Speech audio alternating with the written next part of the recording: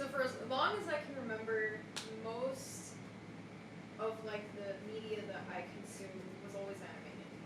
Like I'm the type of person that when you ask them, oh, have you watched Star Wars? I'm more of like a, not really. I mean, it's not really my thing. But like as I grew older, I found the appreciation for it. But it's just something about animation and games and manga and all that kind of stuff that like really like captured my heart. But one of the ones that like totally captivated me was Kingdom Hearts. And that's something that I am super passionate about, even though like 3 kind of was a disappointment. Disney, it's Disney's fault.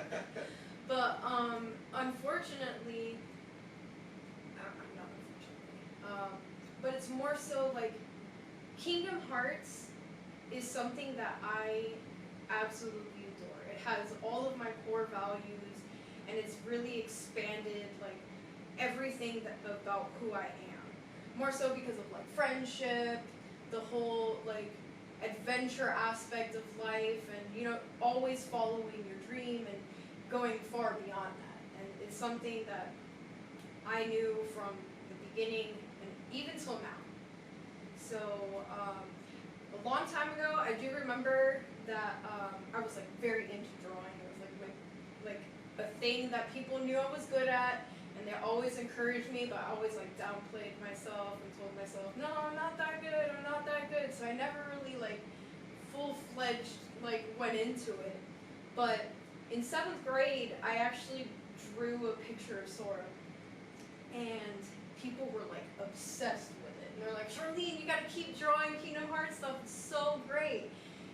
And there was a point where I was in my homeroom class, and my teacher, I'll never forget this moment, he picked it up and was about to tear it, and like people stood up for me.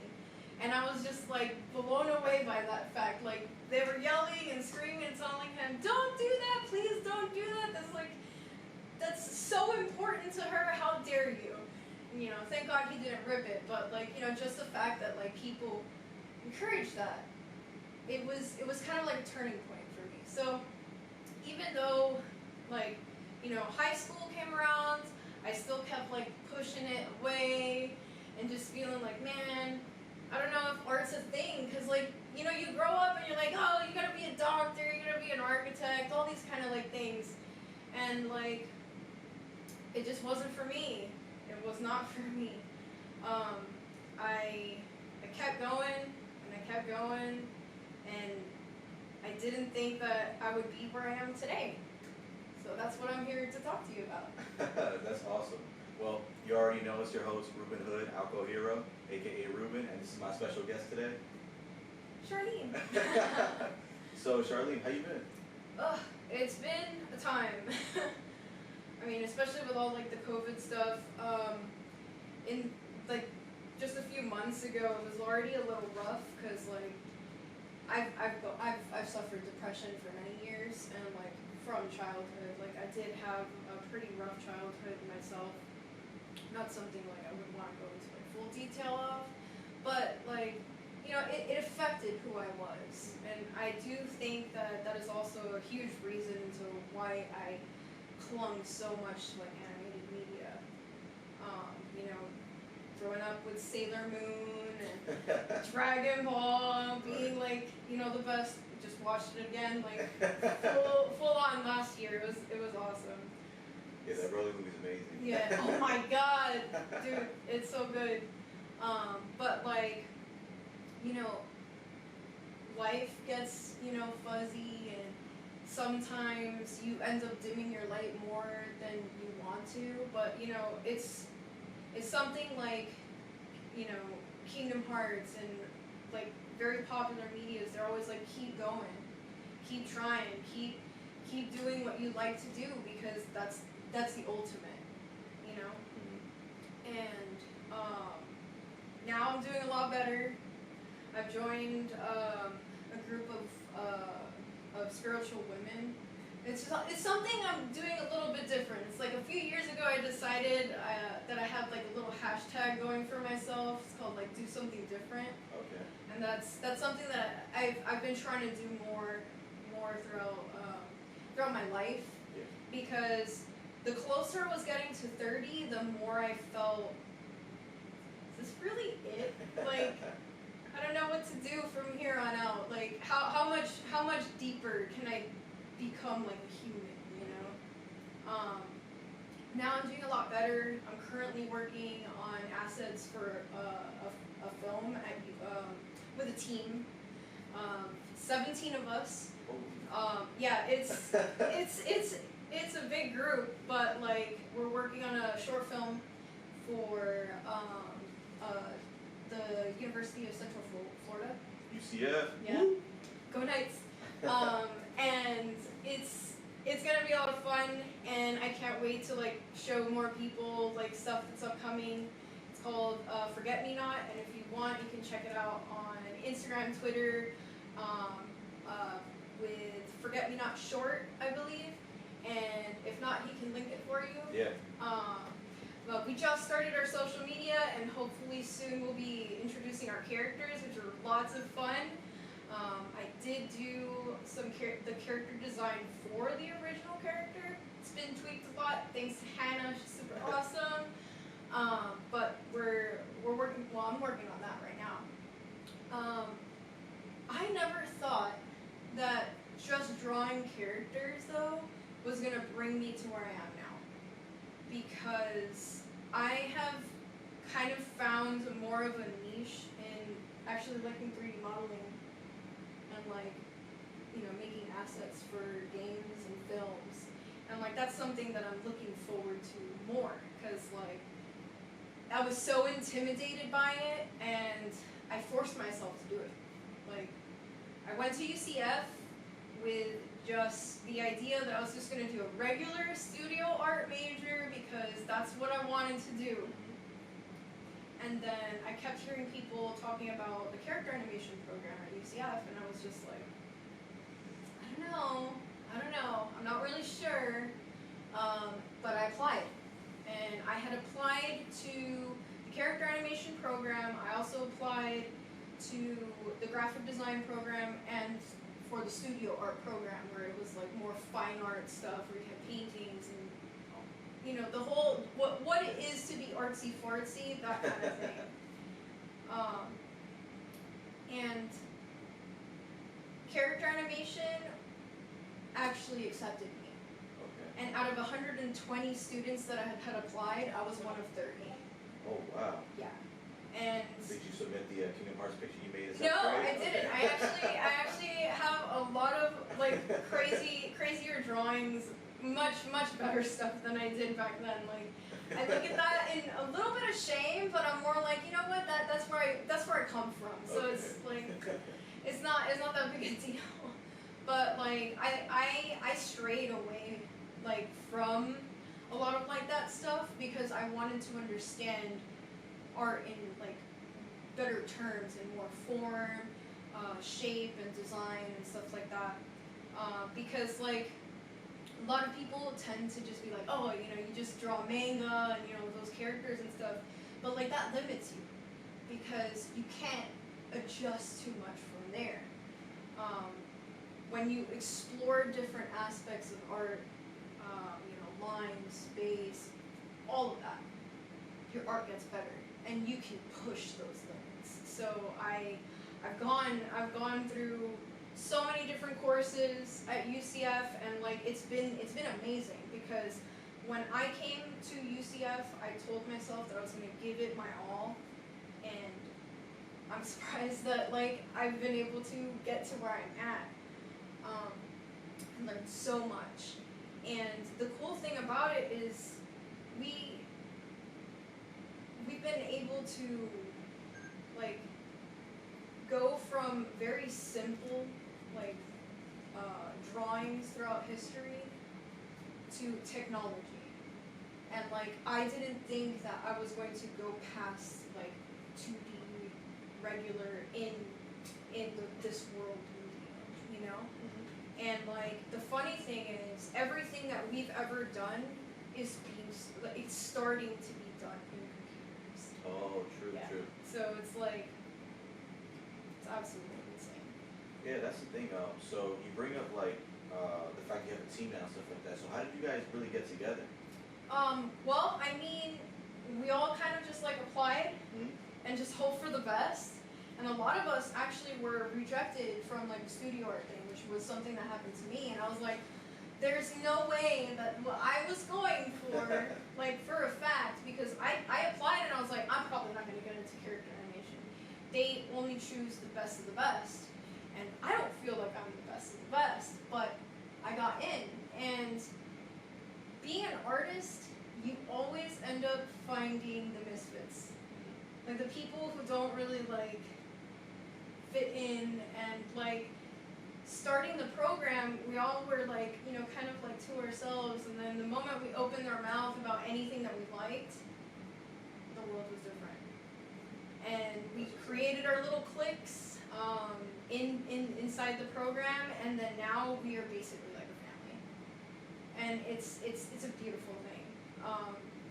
Everybody has their differences. Everybody has like their special like talents, and like it's amazing once you actually are surrounded by people who not only are like you but understand what you're going through. Because a lot of people tend to think, oh, art is easy. You just pick up a pencil and you just draw or do whatever. Oh man, it is not easy. It's one of the hardest things I've ever done in my life.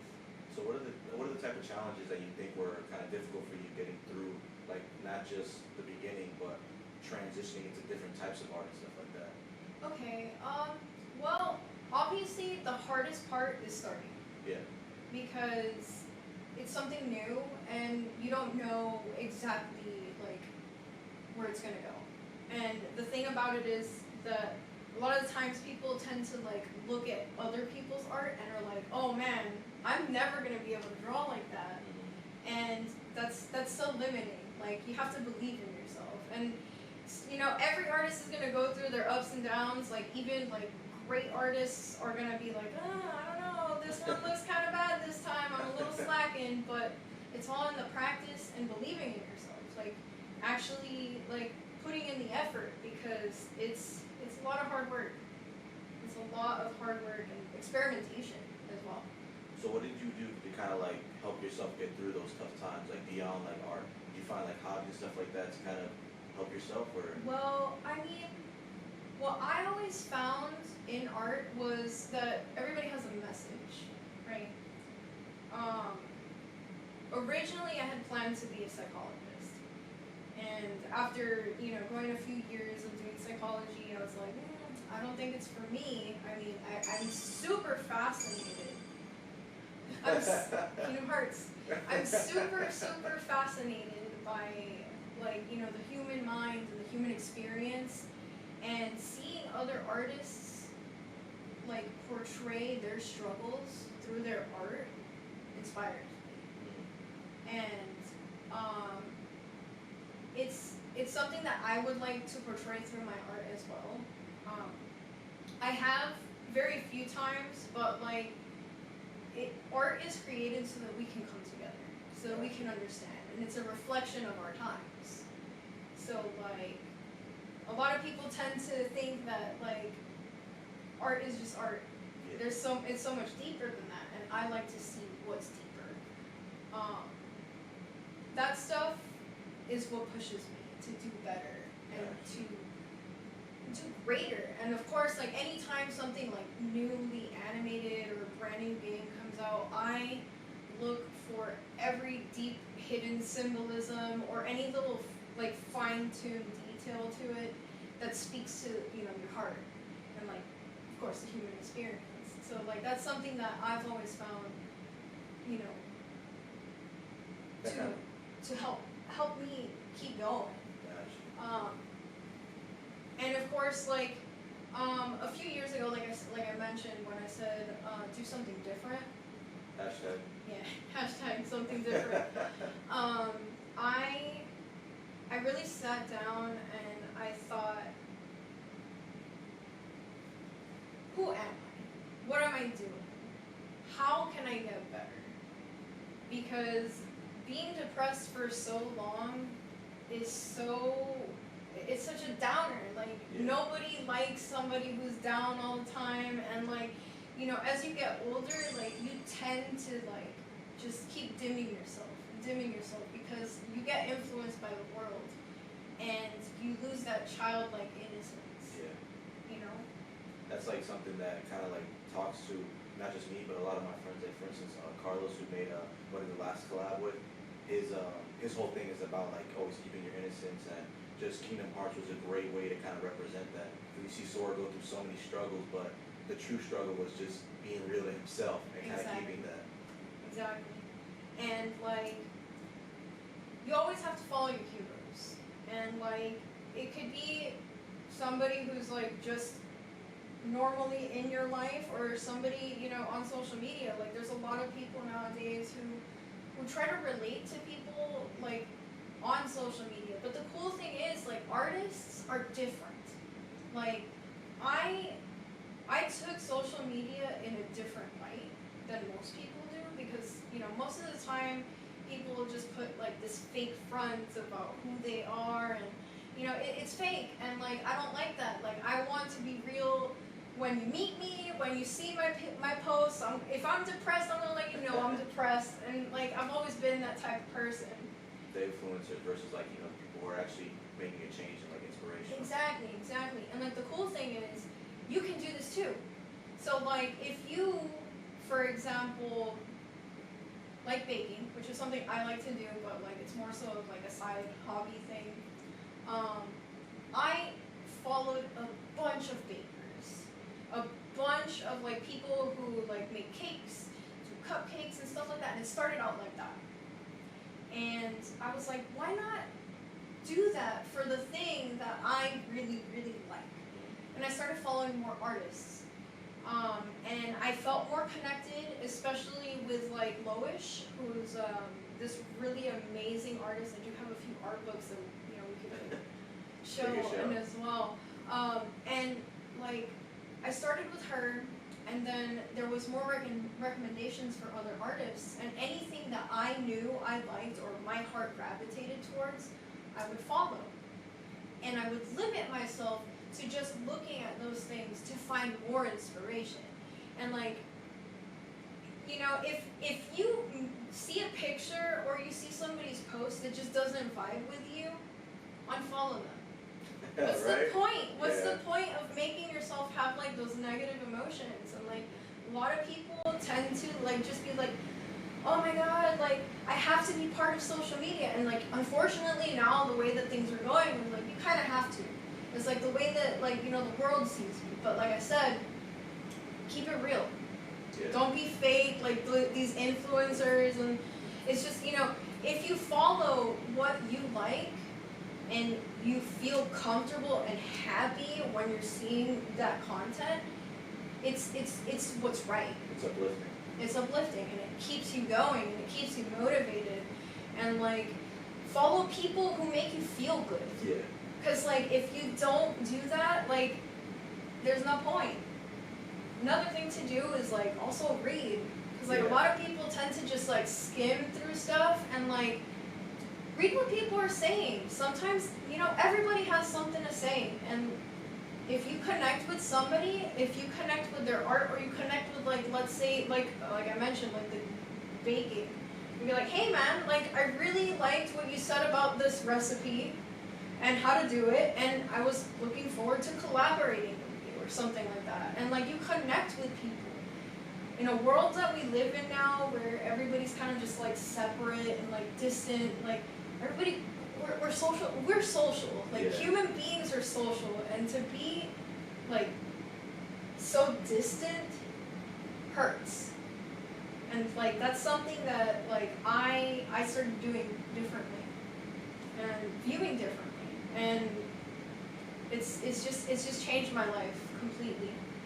And you know, if you struggle with like mental health and stuff, follow like, there are psychologists on Instagram and social media. Like, they will post stuff, they'll uplift you. Like, surround yourself by positive messages, by all of this media. It's out there. Like you have all of this free stuff for you. Like you don't have to like. I'm not gonna say that you don't need therapy. You do need therapy. Therapy is wonderful, but like if you're in a rut and you see yourself like falling a bit, follow stuff that's gonna uplift you, motivate you, because that's like the first step. Therapy is a whole different thing, but it is recommended for everybody, all the time. Like not all the time, but more so like when you need it. Yeah, of course. I definitely see where you're coming from. Because for me, the approach that I kind of took to kind of get out of like the similar rut that I had was I just went back into nature, like full on. So I just straight dipped from social media and just thought, let me just look at the surroundings that I have around me, because they definitely help me center myself and understand like how the world actually works, not how the world wants me to think it works. You know what I mean? Mm-hmm. And so going into that, what did you think about the psychology step, or like essentially the degree that you were taking in psychology, and did it help you with your art and stuff like that? Well, yeah, of course. Like it totally did, because like it made me understand how people approach things too. Like I think that the more you understand who you are and how people are and react to art, you can learn from that, because it's something that we tend to like downplay a lot, where I'm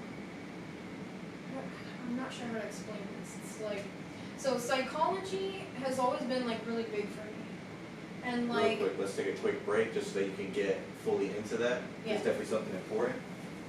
We'll be right back after these messages. All right, and we are back. So Charlene was just going into how psychology and art really kind of connect with each other. Yeah, so when you create something, you're pushing whatever is going through you at the moment onto that piece of art. And a lot of times people will think that like, oh no, you're just drawing something, but like if you really look at it, it's so much deeper than that. Like one of my favorite artists, unfortunately, she passed earlier this year. Kini Art, I believe is how you pronounce it. Mm-hmm. She was always like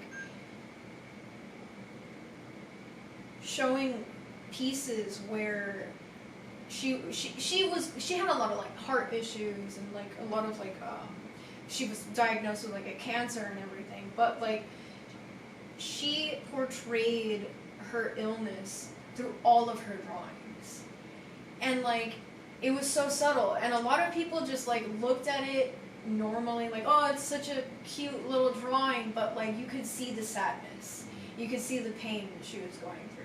And that's something that like I feel is deeply ingrained in art. No matter what you draw, like there's always going to be some kind of aspect of like you projecting what is going on with your life. And even though there's like some art out there that's like extremely questionable, like there's a deep purpose or meaning behind it. Like Campbell's soup, Andy Warhol's Campbell's soup, where it's just soup cans. Like he had a meaning for it. Like it had a deeper meaning for him, but like not everybody would see that. He's an icon because a lot of people saw what he was doing. Yeah. But like for the normal public eye, it's just soup cans. Like who cares? Yeah. So like psychology has always been something that I enjoyed, and I feel that somewhere in the future I want to incorporate more of like a life coaching type aspect towards like my art.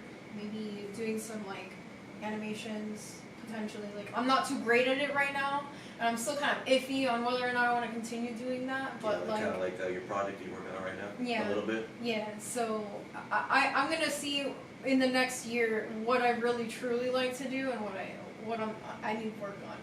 But like you can do whatever. Yeah. As long as you push and you do the work. But I do want to like incorporate more of like the psychology aspect to it, so that people can fully understand, what they're going through, in a visual way. Yeah. Because like sometimes people feel alone and they don't understand what's going on with them, and it's nice to be able to see it visually and understand that you're fine, that things are going to be okay, and that you can get the help, Yeah, 100%. It's kind of cool that you want to take like the mental health approach with your art and stuff like that, just due to like your own past. And so, speaking on that, what do you think is something that has like touched you beyond Kingdom Hearts, like just animation wise? Like for example, one of my favorite shows is like Ray Zero, which came out recently, and like Origairu, and they're kind of like more psychological, critical thinking shows about like, I guess, the human experience and how that kind of delves into the fantasy like aspect of it. So, I mean, other than that, there's like Last of Us. Oh snap! Like that new. But like the first game is, it definitely like dives deep on like the human experience when you're getting like your limits pushed, and the second one definitely is that as well. I know there's a lot of like controversy over the new one, but like it's deep. Okay. And I like the fact that, Naughty Dog has always been the type of company that, like, tries to push the boundaries and have a conversation of, like, stuff that's going on currently and, hard topics. Like, a lot of the times, you don't feel connected. So it's like, you gotta figure out how to make people connected. There's so many stories that aren't being told, which is another thing that I wanted to come across. Before I had actually gotten onto like the big team, we were all split off into several little small teams where we had to pitch the stories that were going to be ultimately chosen, because it's a group of 30 of us, and then each of us pitch our stories, and then it's kind of like the two best stories are the ones that are gonna make it. So when you talk about, not to interrupt you, but when you talk about like your team of 30, are you saying that when you joined, it was like those 30 people, that's like your class A? Yeah. So like you go with them throughout the whole thing? Yeah. Oh, okay, that's awesome. We're all together, Yeah. but like the thing is, like once the final two are chosen, we like kind of like split off and then work on our individual films. Gotcha. Which is pretty cool. Like that's not something like very common in like animation schools, and we're actually one of the only schools in the U.S. that does that. So go Knights. And it's a surreal experience. But like I got so connected with like the younger kids, because like I'm 29. I met them when I was 28, and like they're all like, "Oh my God, you're 28 years old." And I'm like, "Yes, I do have a baby face, but I'm old." Like it's kind of crazy when these kids are talking about like just a few weeks ago they were like, "Oh, what kind of assets should we add to our film?" And they talked about like some 90s toys. Yeah. And they were like, "Oh, it's so vintage," and I was like, "Oh no." Transformers. It sounds like that. Oh, That's crazy. It's crazy, but like we tend to forget that there are a lot of stories that aren't being told, and I was part of a group where we were going to tell a story about an LGBTQ topic. It's something that hopefully like later on in the future we can do together past the program, because there's a lot of potential for it. And yeah, I feel LGBT is like crazy right now. Yeah, and I feel like there's stories that are not being heard, and like there needs to be more diversity in our storytelling.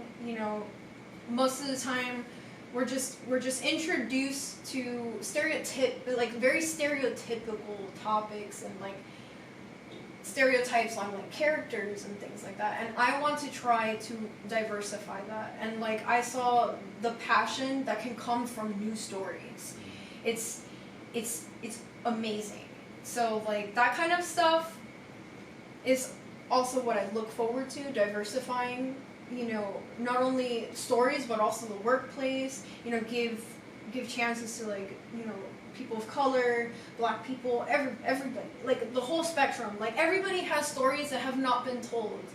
So I think that's super important as well. And adding psychology to that, you know, even better, because everybody has like their own stigmas, and you gotta break those stigmas down so that we could all be a better, you know, better humans, like have more connection.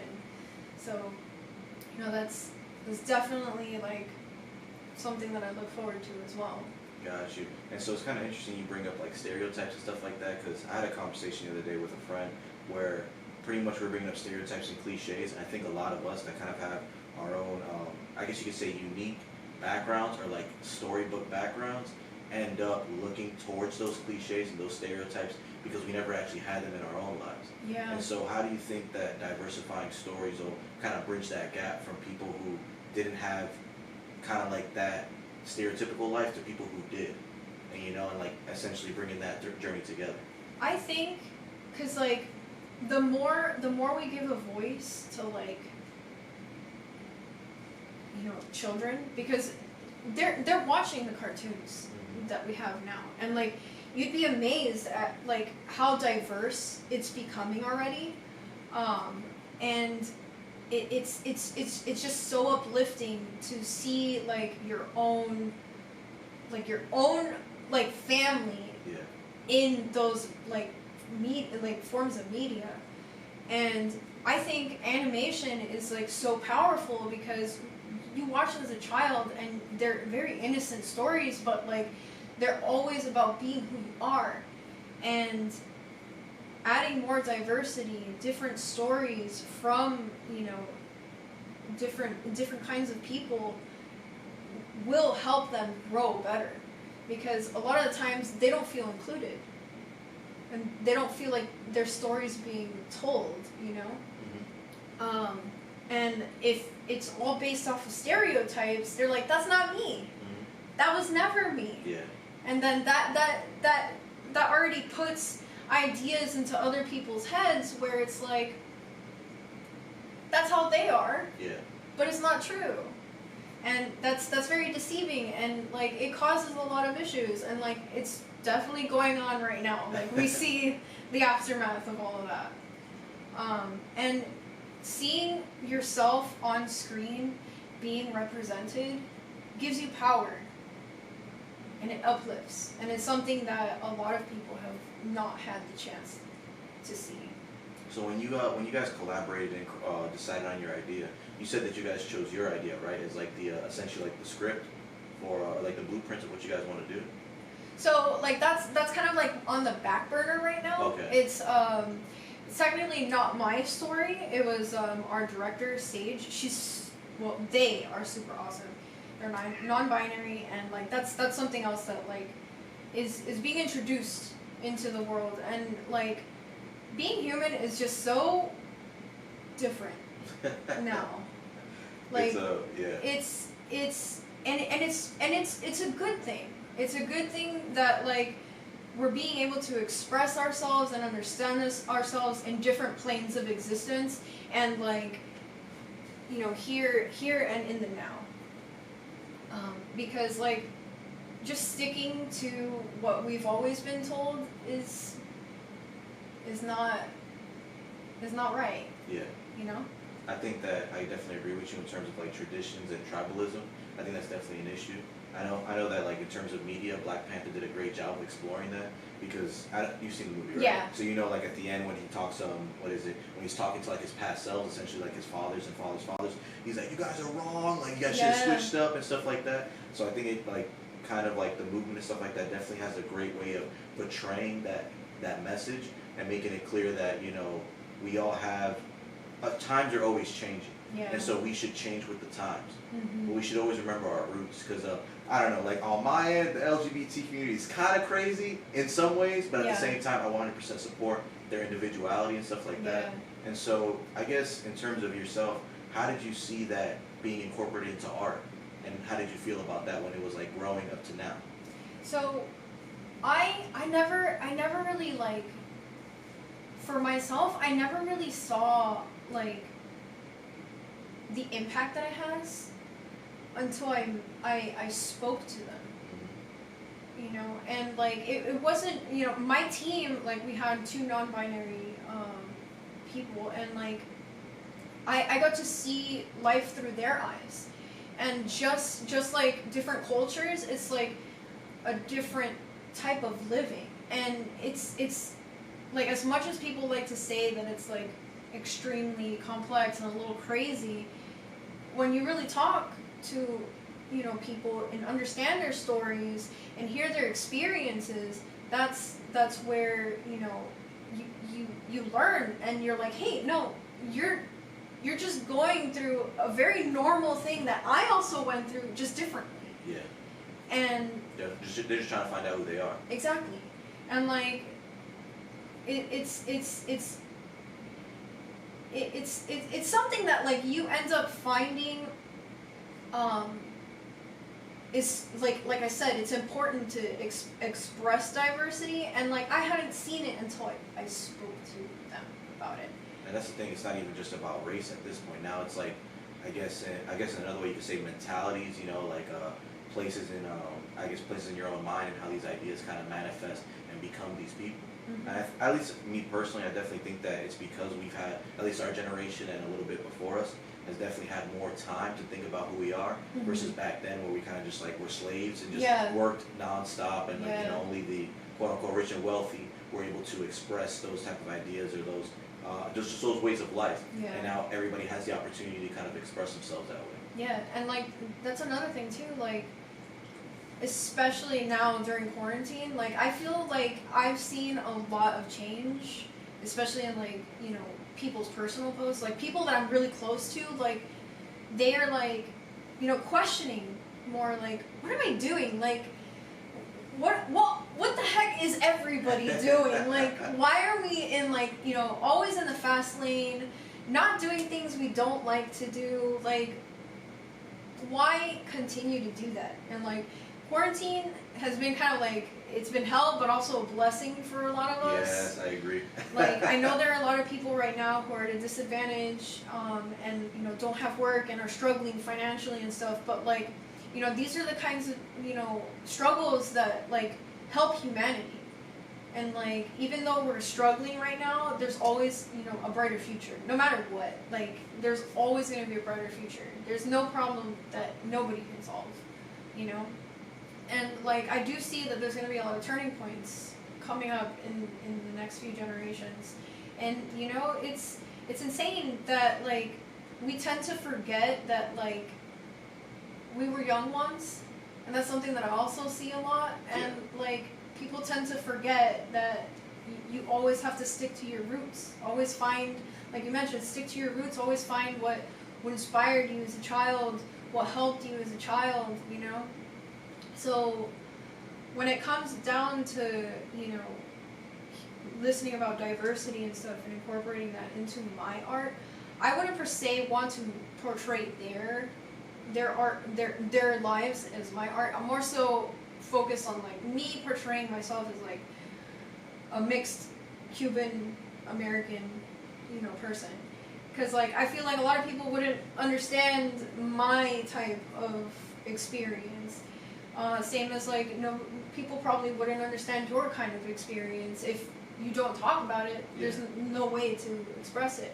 And the cool thing is, the more we uplift people to be able to do the things that they like to do, you're going to see more of that. And that's something that's important. That's what's up. So in terms of kind of giving people the opportunity to at least express themselves, stuff like that, how did you feel that your art program helped that for you? Well, my art program has definitely expanded where I thought I was gonna go, because I thought I was just gonna come in and just like do like 2D stuff, but like they kind of forced us to do everything. Okay. Like full spectrum, like from beginning with character design, story, which story is key.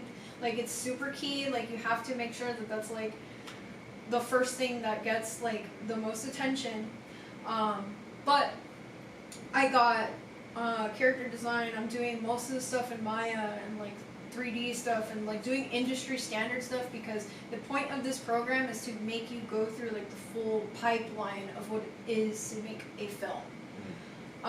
So like I'm just getting little bits and pieces of everything, and it's just the artists that I'm surrounded by, my tribe, I'd like to say is definitely what's pushed more ideas and understanding where I want to go with it, you know?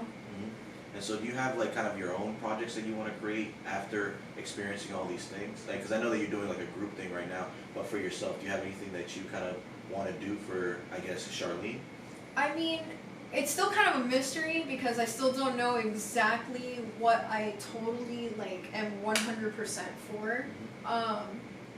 But like past graduation, I'm in the hopes of like working with other teams. Okay. Because I'm the type of person who likes to be surrounded by creative people, and that's like I mentioned with the social media, it's important to expose yourself to other artists and other people who are like you, so that you can, you know, we can grow together and connect as a community. Exactly. And that's something that, you know, we as human beings crave.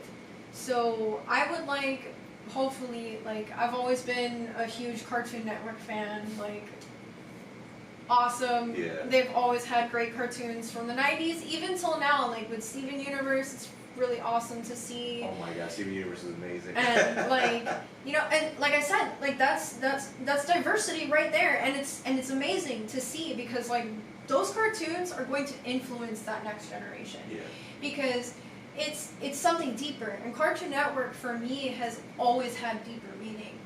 Like, as opposed to like Nickelodeon, like I love Nickelodeon cartoons. SpongeBob's my boy, like he's my favorite, but like aside from that, like how much deeper can SpongeBob get? Well, that's why you watch Avatar: The Last Airbender. Like, don't sleep, 'cause that's my favorite show. But what was your favorite on Cartoon Network? So, my favorite was always the Powerpuff Girls. Oh snap! I always loved the Powerpuff Girls, because like, where did you see a lot of like strong, like empowered females, you know, being little badasses? Yeah. Like it was something different, something new, and it was creative, and you know, it had a lot of different like hidden topics. It had like gang related stuff. It had, you know, topics about like femininity, and like even like the Susan B. Anthony episode, where there was like there was an episode where there was this woman who was stealing Susan B. Anthony coins, and I had no idea who Susan B. Anthony was, and it was like history all in, you know, one like 15-minute episode about like, you know, a history icon from women's suffrage. And it's just, they found a way to incorporate the history for that in a good, positive way. And I like to do that too, where, you know, I incorporate things from the past to, you know, relate to right now. And I just found that super empowering. So like Powerpuff Girls always was like my go-to. I super love them. Of course, you know, Courage the Cowardly Dogs, it was just weird, but it was also really deep. Like there was like that one with the fish in the bathtub. It's like, believe in yourself. Like it's just, you know, stuff like that. Like they always had weird, deep cartoons. And then of course, you know, After Hours, where they have Adult Swim, and then just introduction of like more anime stuff. Adult Swim was wild. Oh man.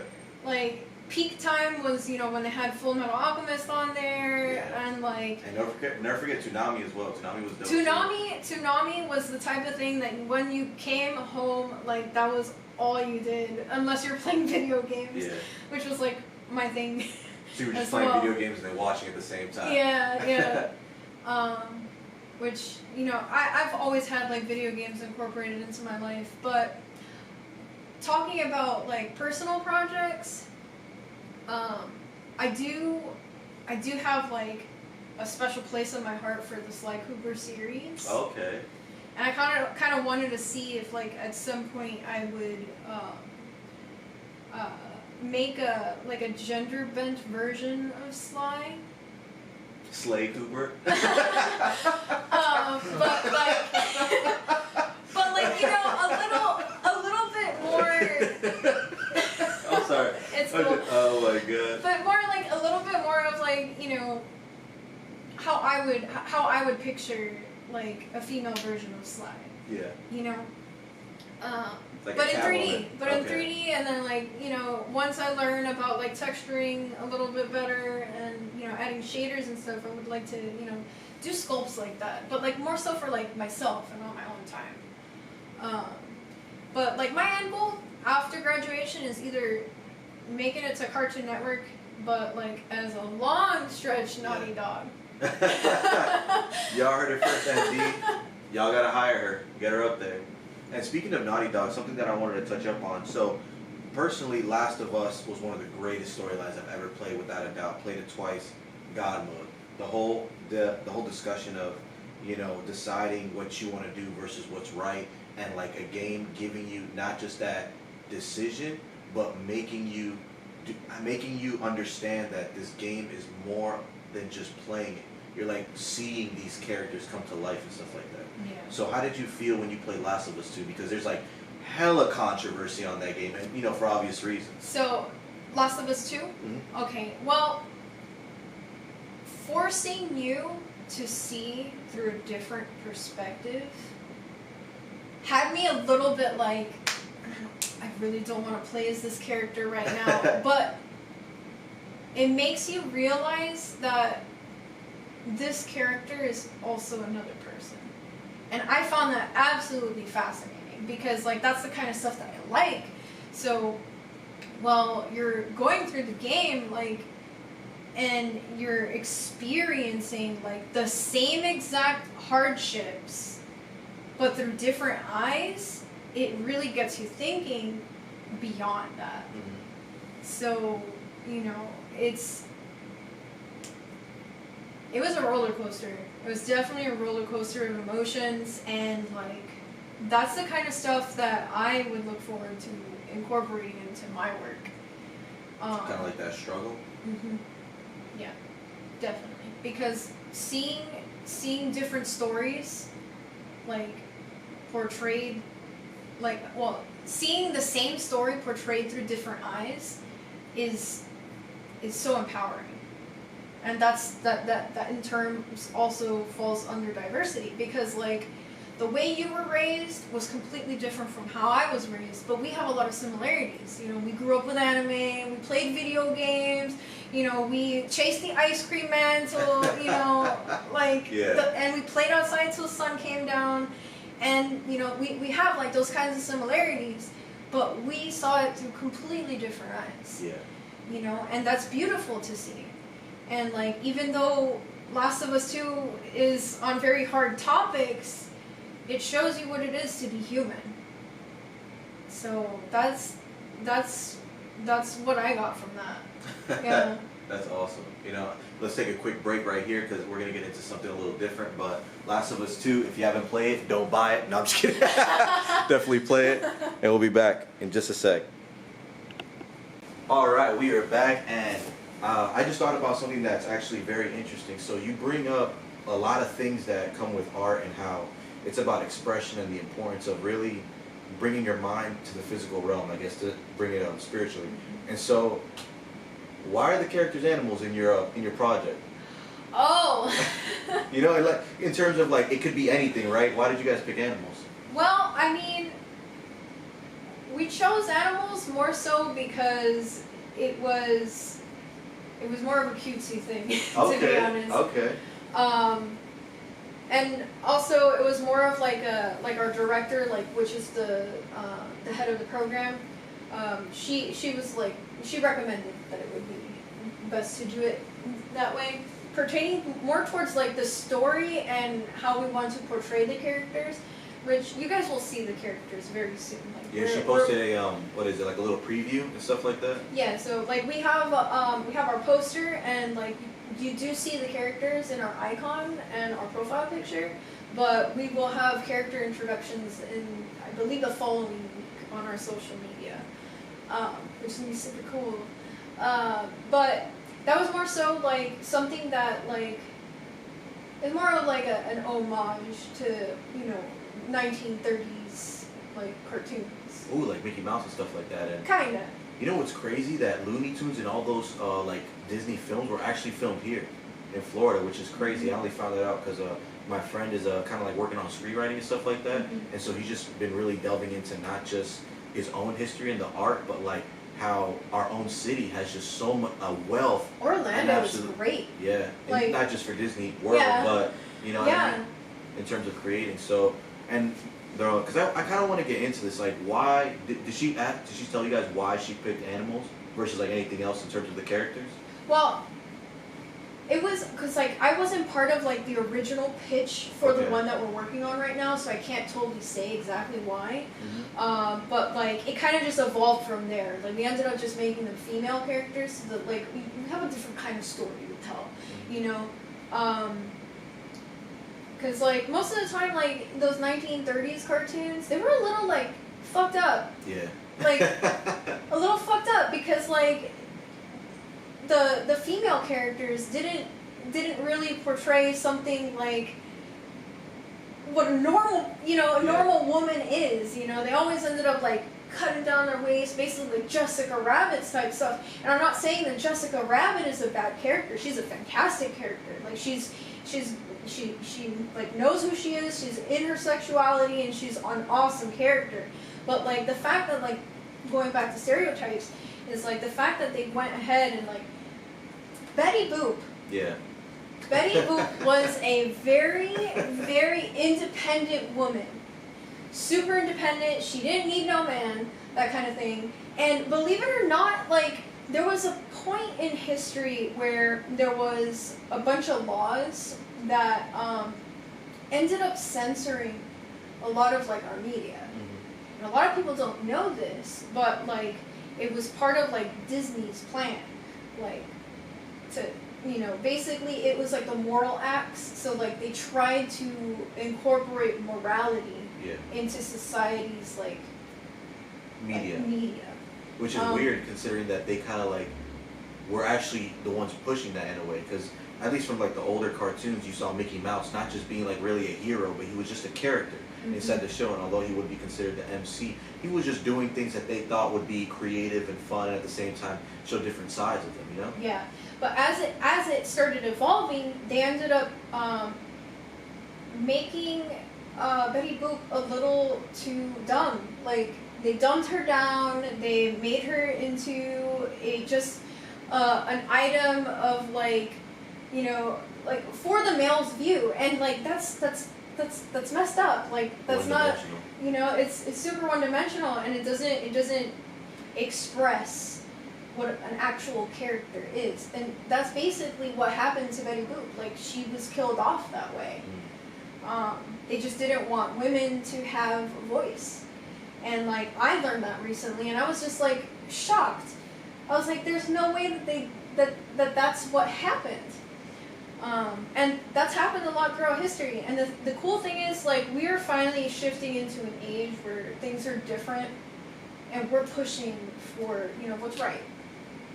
And that's the thing too. Like, I mean, you mentioned like what's right. I think that it's even more expansive than that. Like, it's not even about being right. It's about being ourselves and what that really means. Because just because everybody has their own ideas of what's right or wrong, like not even biblical or religious, but in terms of their own like ideologies, and it's important to kind of like not really put like, for instance, good and evil, all that stuff, light and darkness, like just kind of incorporate all of that where it's color. You know what I'm saying? It's life, and it's really about ourselves. Yeah. Because I wanted to ask you, how did you come up with the original design for your character, or for the character? Well, of course, like I looked to reference from the past. Like I looked at 1930s cartoon characters, rubber hose characters. There was already character designs for it, but like they had asked us to have like something more refined, and especially like fit through with like the female characters, because they're otters, and like they're super cute. And there was no otter way. Yeah. Oh, funny puns, huh? Okay. But yeah, so I looked to reference, and the thing is, like I said, like, you always look back to the past to create something new, and like I also looked at stuff that's more recent, you know, like Cuphead and like Ben the Ink Machine. God, Cuphead is so good. Yeah. Oh, there's gonna be a new show on Netflix. Yeah, I saw which is, that. Like, I know somebody who's working on it. Oh. Yeah, his one of my professors, she's an ex-Disney employee who had worked on Mulan, Lilo and Stitch, and Brother Bear, and like it's been amazing being able to like learn from these teachers. But her son is currently working on that show for storyboarding for that show, and I got to meet him, and like it's just, he's such a character, and his name's Carl Hadrika. He's got his pilot for this one. It was like he said that it was like when he graduated, he kind of like went into like a deep depression and like just spewed out Becky Prim, which is like, I think it's got like millions of views on YouTube, but it's hilarious, and it has like that like Ren and Stimpy, like that Ren and Stimpy style, and it's just it's hilarious. But like knowing that he's working on that, I'm so excited to see what they have to offer. But like that's a cool thing about, like, you know, expanding yourself and finding people who like to do the same things that you do, because you're going to meet people. And the funny thing is, this industry is small, very, very small, and you're going to meet people who worked on amazing things, and you're going to be like, I had no idea, and it's really cool to know that that's kind of going to be in my horizon, and, you know, in the future. And then, you know, eventually people will be like, you worked on that, oh my god, and that's something I also look forward to. But yeah.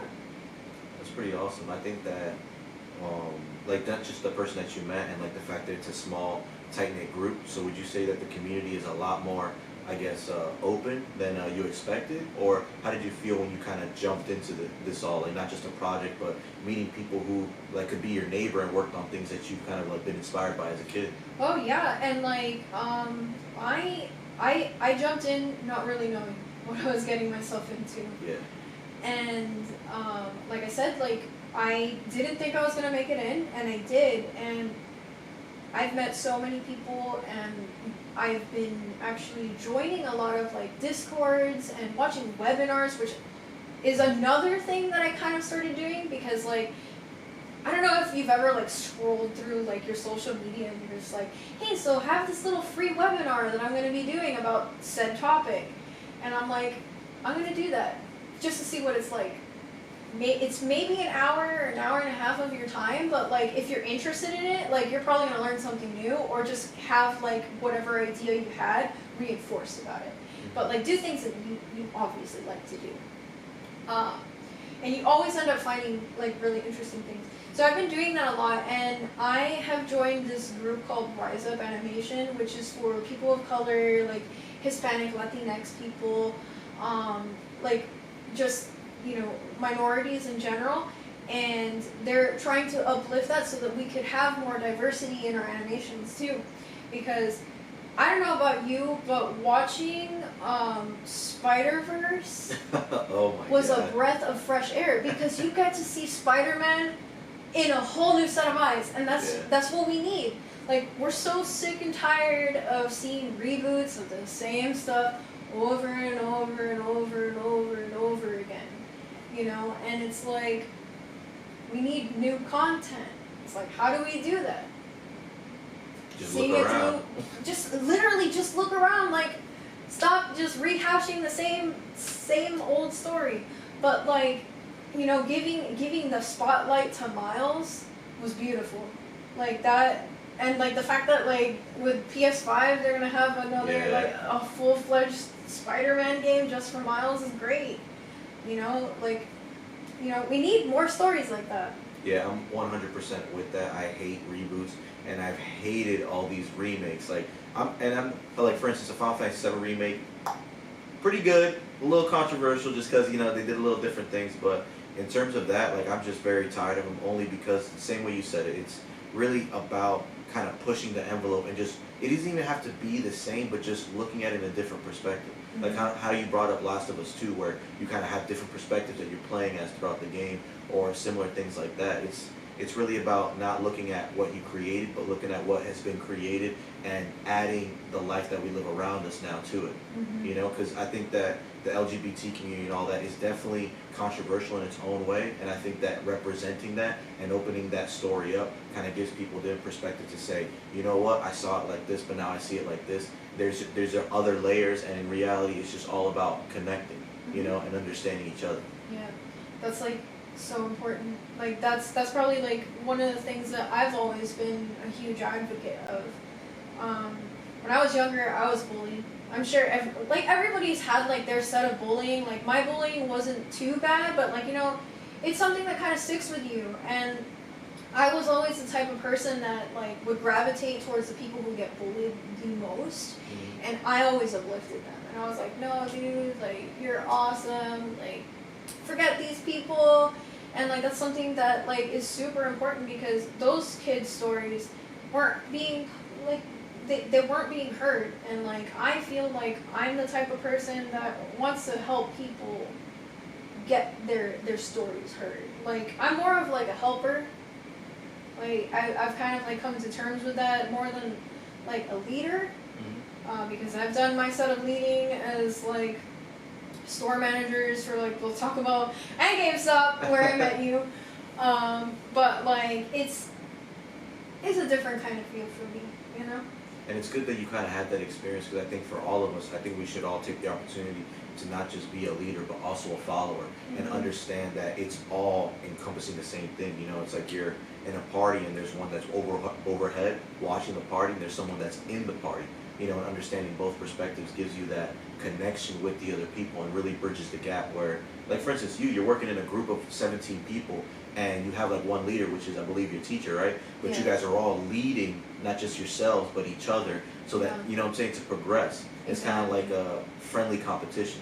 Is that something that? So well, like in the beginning, it felt very much like a competition because we're like, oh, I don't know these people. I have to be the best of the best, and you know, like in order to get into this program, you have to have good grades, and like basically all of us are like straight A students, which is kind of funny because you think that we wouldn't be, but like believe it or not, there's amazingly like super smart people in the class, and like I'm a little older and I feel a little dumb sometimes, but like it's just so different. And the fact that like in the beginning it felt very much like we were competing against each other, but once we kind of like fell in love with our stories and our characters, and like seeing that start from just a story and then bringing it to life is magical, because you don't realize the power that you have until you create something, you know. And once you start doing it together with other people, it opens up your eyes to see like what's deeper, and like you start connecting with people and you start understanding, you know. And especially like when like tough times come around and you're not understanding how this freaking program is working, and then you can just like kind of like tap somebody's shoulder and be like, hey, how did you make this happen? And then like, oh dude, no, I need you to like just do this, it's really simple, and they help. And like the atmosphere that's in there is usually obviously the stress, because you know you gotta get, you know, the projects done and you have to do it on time, but like knowing that everybody's got your back is like the best. It's the absolute best. Like there's no other feeling. So something that's interesting too is because you guys have such a big group, and I guess as you're gonna grow, you're gonna have bigger teams and bigger projects, stuff like that. How do you guys keep yourselves focused on what you want to create when I guess outside influences or people around you kind of have like a certain way that they would want their media to be portrayed? like for instance, for example, you have the LGBT community, right? Mm-hmm. They have a certain way they want to be represented, and they're very vocal about that. And then you guys have a story now, whether it's LGBT community or not. You guys have a story that you want to tell. How do you guys keep yourself centered with it without being influenced by that stuff, if that makes sense? So, the cool thing is that, like, you can always, like I said before, you can implement whatever you want into your art. Mm-hmm. And it's sometimes subconscious, and sometimes, you know, they're more so like Easter eggs and stuff. But, like, to keep yourself sane, like, you just, you know, you just do it. Like, yeah. it's more so about, like, doing, and, like, not really, like, focusing too much on, like, outside sources. And, you know, the thing about, like, the industry that I want to get into, the film industry, like, gaming industry, you know, a lot of like, generations past has been very, like, boxed in to be a specific way. So it's harder to go ahead and, like, push the envelope, but, like, it's easier now because, like, we're starting to see that shift. Like, before, it was very hard for women to actually be part of the animation industry, and most of the time, like, it was always, like, you know, men were the highlight. And funny enough, like, women were colorists in, like, Disney, because they like to say that women see, you know, more colors. We do, but, like, just to limit us to just doing that is really, like, heartbreaking. Yeah. It's, like, very, very heartbreaking. But, you know, you don't pay mind to what's going on around you. You pay mind to what you want to do and what you like to do. Because if you don't do that, you're not going to live a fulfilling life. A lot of people tend to think, oh, I want fame, I want fortune, I want all that stuff. You have all of that in here. And it will only show if you're doing what you like to do. Yeah. So a lot of people focus on, like, I guess the top of the mountain. It's like, I want to see success here, but like kind of like how you're going through, and a lot of people that I've talked to are going through. You really have to focus on what you have in front of you, and then eventually you'll get there. But focusing on the top of the hill kind of, like, defeats the purpose of climbing it. You know what I mean? Because there's just joy in the journey, and there's an importance to it. Yeah. 100%. Like, you always have to focus on what is here, what is now.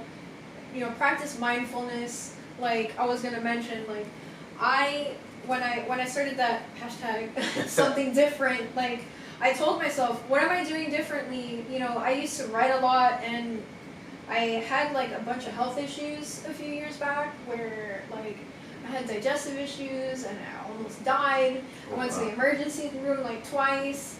Like, I may be over exaggerating, like, dying, but, like, it felt like I was.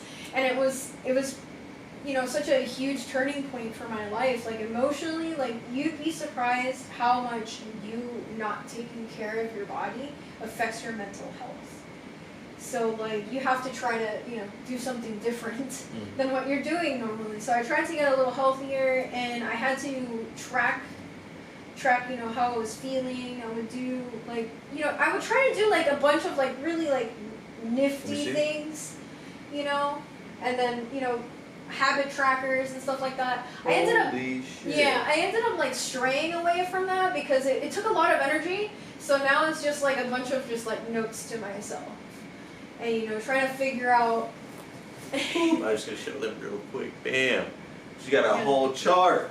Yeah, like, I think my favorite was when we got to Halloween, like Halloween time. You know, I ended up doing, like, little candy corns and, like, skulls and stuff and booze from Super Mario. But, you know, like, I ended up tracking stuff. Yeah. And making sure that, you know, I understood where I was, what I was doing, and, you know, just take a chance to breathe, because a lot of people tend to forget that.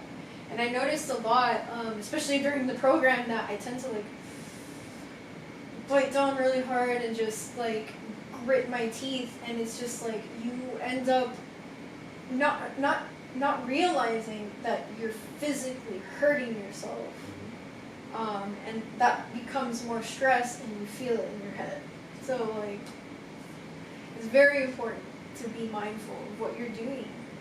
And so, when you talk about mental and like I guess physical aspects, like what do you do to mentally train and physically train for yourself to keep yourself kind of on top? You know what I'm saying? Like keep yourself on the ball whenever you have times of stress and stuff like that. So that is something that I think for everybody is going to be different.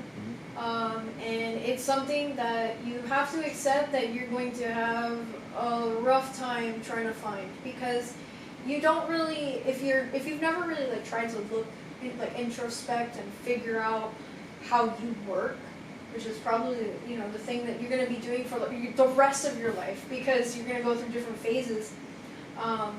I personally have had a lot of trouble figuring that out. But in like the past few weeks, I've done this thing where like, if I connect to like a song, like I'm sure like you've had this moment where you're like, man, that song is really awesome. I'm gonna listen to this over and over and over and over again. So what I've been doing is I'll listen to one of my favorite songs at the beginning of the day, get myself hyped, and then have myself a little cup of coffee, and then just like write down a list of what I need to get accomplished for the day, and accept the fact that I may not have that accomplished. Like right from the get-go, it could be like, I'm going to try to get all of this done, but if I don't get this done, I'm not going to beat myself up about it. I'll just push it on to the next day, and obviously, just like find time for yourself. A lot of people don't find time for themselves. They're just like, so like, gotta work, and like you can't live a life just like that. It stresses, it compounds your stress even more. And like, if you've never like really looked into it, there's studies that say stress alters your DNA. Wow. And you can actually get generational stress from like your ancestors. Oh crap, that's crazy. So like whatever stress you're going through, like if you have children in the future, they will inherit some of that stress. And like that's insane to me. And those are like new studies that they've been doing in I think the past decade, which is mind-blowing. No, I definitely agree with you. I just did a little bit of history check for myself, and for instance, when I was looking back into my own parents and stuff like that, I realized that not just my mom, but like my also dad's side, who I never even knew my whole life, I realized when I found out about him that we were actually extremely similar, and we've never met, and it's like the DNA is still there. But giving ourselves the opportunity to check into those things allows us to change, because we understand more about ourselves and where we're coming from. And so I definitely agree with you where it comes to like just being honest with yourself about not only what you want to do, but where you want to go will definitely help you on the journey there. Yeah. And like obviously, writing down stuff and understanding why you're feeling the way that you feel helps tremendously. Yeah. And like, a few years ago, I was a mess. Like, I didn't know why I was feeling the way I was, and I could not connect dots. And I was always like so self-conscious about myself, and like worried if like people were like, judging me, or something was going on that I couldn't like express myself about, or whatever. Writing stuff down, being like, you know what, like, why am I mad? Or why am I so sad? And like, once you start understanding why, you start seeing progress. And that's usually the first step. And since I'm really big into psychology, another thing I like to do is I watch TED Talks. Oh snap, okay. All the time. Like especially when I feel down in the dumps, I'll watch a TED Talk about basically anything. And like, there's so many different people out there giving uplifting messages that will resonate with you in like any form. But like, I follow like on YouTube, there's School of Life and Psych to Go, and they have a lot of videos about childhood trauma, and like how you as a child and your upbringing can greatly affect who you are today. And I learned a lot about my family, and it opens up my eyes, because I refused to think that I was, I lived in a troubled home. I refused to think, oh no, like I had a rough time, because as a child you try to see everything in a nice, pretty light, but sometimes it's not like that. And I learned a lot of stuff through introspection about how rough I actually had it, and that helped ease who I am today, and help me develop who I want to be. Because the more you're aware of what you don't want to be, the closer you can get to who you want to be. Yeah, I definitely agree with you on that. I definitely learned when I was a kid more about what not to do, just based on my parents and stuff, than what to do. Yeah. And then nowadays I'm like, all right, now I need to figure out what to do. Right? But the funny thing is, if you actually look back at your childhood, but through like your parents' experience, you learn a lot more about yourself. Oh wow. Which is insane to me. Because like my dad, he's something else. He's definitely like that macho Cuban man, but like I understand why he did the things that he did, for me as a child. Like he was very aggressive, like all the time, and angry, but like I understood. And he wasn't mean like per se to me, but he was just very aggressive and just like, no, you gotta be good. And the thing was, like, I ended up becoming more like to myself and always scared to say things, because he was very adamant about like me not failing. And as you grow older, you're like, oh, I see why they would want me to not fail, because like looking back at like your mistakes as a kid, you're like, that was pretty dumb. I did something really, really dumb, and my parents totally have every reason for being angry at me. And then it helps you understand that there are different phases to life. And the cool thing is, like, you don't always have to like look back to family, because there are definitely like some people who cannot, like adopted children, but like looking more towards like people who are around them, and like you can see like through different phases, and understanding why people act a certain way, and how you react to that also coincides with each other, and it helps you grow, and it helps you understand things more. Which, like, if you're right now like you don't know what to do, go back to your childhood. Go back to your childhood, and like if you go back to like a moment where either you had like anger or sadness, you understand yourself a little bit more. And like those, anger and sadness are one of the stronger emotions. And the more you look to how you reacted as a child, you'll see that you're reacting the same way now. And whatever you liked as a kid is going to manifest itself in your upbringing. It's very similar to like how Mitch, my boyfriend, he was, for many years has been a Star Wars fan from the beginning, and recently, like he got a job at EA. Now it's going to be 5 years. He's been working for EA for almost 5 years now, and he got to work on Star Wars. And oh snap! Yeah, he got to work on Star Wars stuff. So like, I always like Mitch, to remind get your him. ass out here. So like, I always like to say. Alright, so first things first, I just want to apologize. This episode got cut off a little bit at the end, so we're just going to go straight into the final segment, and I hope you guys enjoyed most of it. This is your boy Ruben Hood with a little extra clip, and yeah, I hope you guys are ready to take a little dip. See you soon. Alright guys, so before we finish up, I just want to hear from Charlene a little bit closing statements if you have. If you want to follow my art stuff, it's kind of like not super active because I'm working on a lot of like behind the scenes stuff that I can't show yet. Yeah, not till a year from now. Basically, spring of 2021. So if you would like to follow on my Instagram, that's where I post most of my art at Char Hakomino. He'll give you the link.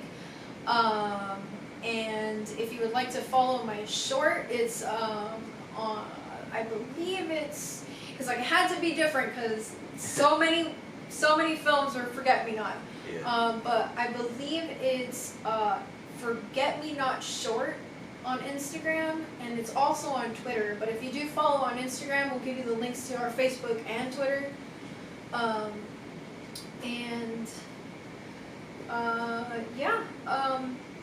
That's kind of like the only stuff that I have, like social media wise. I do know that like that's kind of like.